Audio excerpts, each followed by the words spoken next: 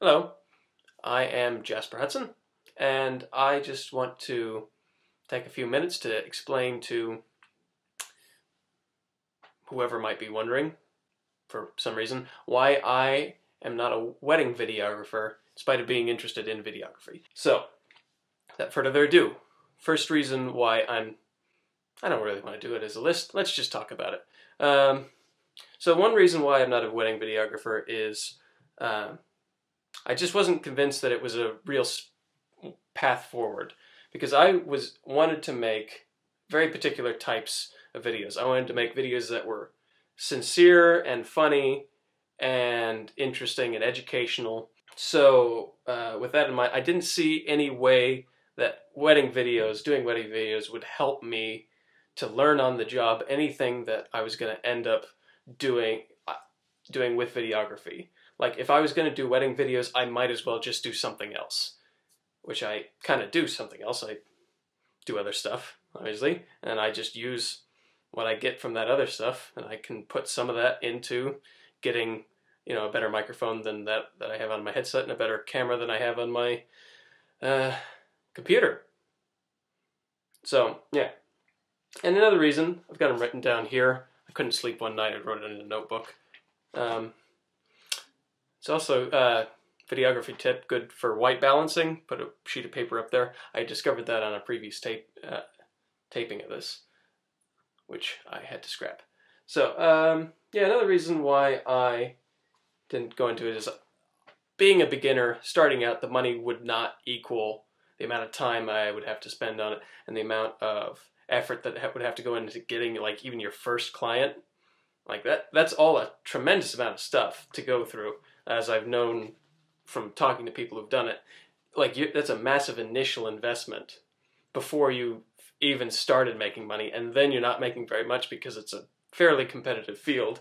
So it just wasn't something that made sense from that point of view. And at the moment I'm not really building up a portfolio, so I wouldn't have much to show clients, and I wouldn't have much to use that for. And I don't think that a wedding video would really pitch what I'm planning to bring to any project that I might work on.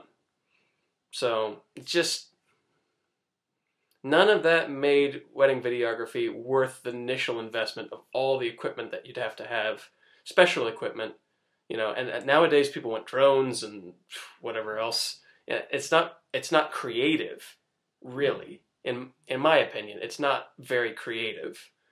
It's just a lot of work to duplicate what somebody else did, and then you play your Ed Sheeran song over it, and you're good. Like, I didn't want to just duplicate what lots of other people were doing, which is really all I could bring to it. I don't think I can bring a whole new paradigm to wedding videography. Not that good at the moment, or maybe ever. So yeah, that's where we are. Yeah, and another thing is I don't really care about your wedding. Like, I'm not interested in what you want to do. You know what I mean? Like, people get very, very specific, and you have to go, I've seen, people that work on weddings, and they go through this like, oh yeah, we could totally do that. Yes, oh, that's very good. Oh yeah, oh, so I see what you're talking. I don't care. I don't care. I don't care about your wedding. Your wedding's it's a very expensive ego trip a lot of times. Not always. I know it's not always.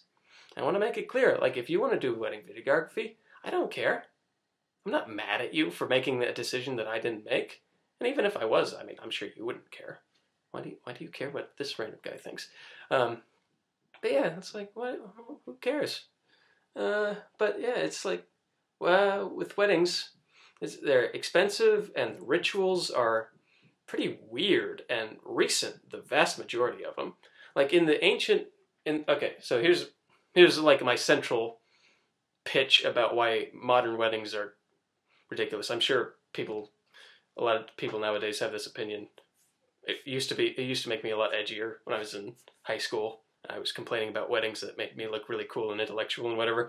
Nowadays, it just makes me look like a weirdo. But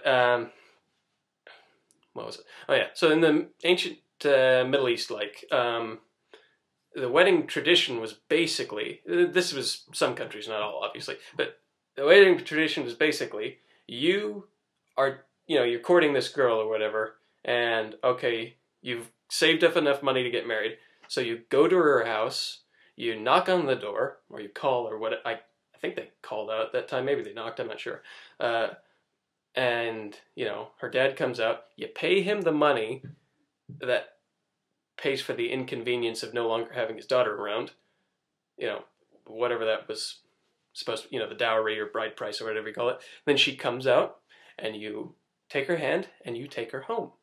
And that was the wedding. And that's how weddings were for thousands of years in many societies. They were simple and actually kind of romantic, There's something very nice and simple to just take your wife home. And then you'd have like a party a few days later to celebrate the joyous occasion, but, it was pretty simple. And yeah, now they've gotten expensive and complicated, and, there's you gotta do all the stuff. You have to get a massive cake, and you have to wear white because Queen Victoria did in 18 whatever, and you have to go through all this ridiculous amount of tradition, and that new tradition that got reinforced because of, newspapers covering rich people's weddings and movies replicating rich people's weddings. So now everybody has to pretend to have a rich person's wedding to be in line with the tradition that's relatively modern. I don't understand it exactly, how these things develop to where you have to do it this way. This video is ending up being a lot of rants about weddings. It's not exactly what I wanted it to be. I do have strong feelings on it, though, for somebody who's completely single. Again, I don't have a problem with the concept of marriage. I think it's a good institution, really. It can have a tremendously good effect on people. Commitment and that stuff, that's all good. But weddings themselves, I think have gotten to a point where they're no longer what they used to be, what they used to represent. What else did I have here in my notes? Oh yeah, wedding videography is really hard. I don't know if you've ever heard of that before, but it's really hard. Working on weddings, anybody that works on weddings has to have a stress capacity like to here. Because, like I just said, there's a lot of pressure on people to have their weddings be this tremendous romantic occasion. Any little thing goes wrong, and it's an awful, awful thing. So you have to be pretty spot on with your wedding videography. And, this goes for photographers and caterers and the band and whoever. They've all got to be at the top of their game every time they work. It's insane. So I'm not somebody with that capacity for stress at the moment. I don't deal with stress particularly well, I'm told, by,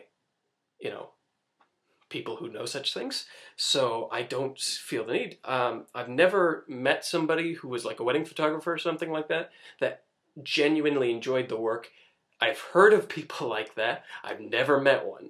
Yeah, I'm not a big fan of... I've always realized this at the weddings I've been to, and I haven't been to a ton, because most of my friends are, either my age or way older, so there's quite a gap there.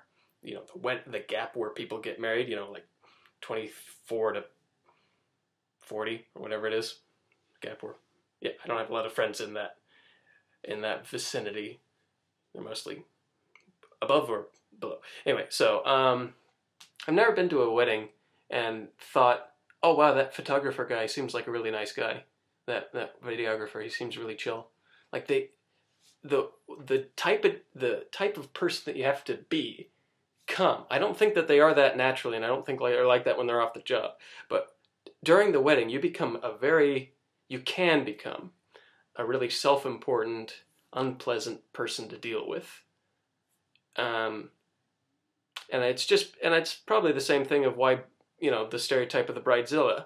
It's probably the same thing happens to wedding videographers. They just express it differently. Where you have this sort of air of like self-importance and, come on everybody, we gotta get over here and do this thing and get out of here, person who's not supposed to be in there. I'm gonna make you feel like a small little insignificant insect. That happens to me a lot. That's why I feel bad about that. But yeah, because they have to do that because they know that the bride and groom might be getting caught up in the occasion. But then later on, when there's no pictures of, her and her dad together, she's going to be upset because she specifically asked for that. But she's not going to, a lot of times, she's not going to help out the wedding photographer or videographer, whatever, get those shots. He has to make it happen himself, and he has to kind of be a jerk about it in order to make sure that it happens the way that he wants it to happen, or she wants it to happen, or he, the bride or groom or whoever, So all that, all those reasons, I think I've gone through all my main reasons. Yeah. There we go. That's my reasons. That's why I'm not a wedding videographer.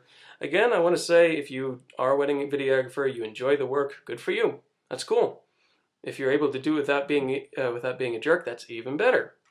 I'm down with that. Let me know how you do that. How you do that without stressing yourself out like crazy. Because it just seems unpleasant to me. But anyway, so, yeah.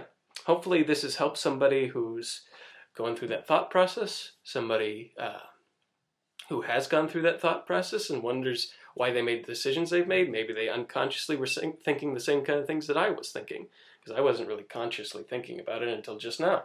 All my reasons for making the decisions that I've made. Anyway, yeah. Like I said before, we've got some really cool videos coming up about local ruins in Donegal. As time goes on, we're going to add to this catalog. We're going to make, as many as we can about ruins. We're going to research them well. We're going to use as many, good primary sources as we can. There isn't a ton because certain events are only reported in Irish history. They're not recorded, you know what I mean? They're stories traded around that don't get written down until centuries later. So sometimes it's a hard time sifting the fact from the fiction. But again, our aim is to have like high quality, well-made, well-researched, interesting, and, entertaining videos about ruins, about castles and forts and, well, it's mostly castles and forts. Some monasteries, houses, other stuff like that. Because, yeah, we'll do another video where I explain why this project is necessary and important, and I think is going to fill a real need in the sort of YouTube landscape that I know is pretty stuffed with content, some of which is even good. Goodbye.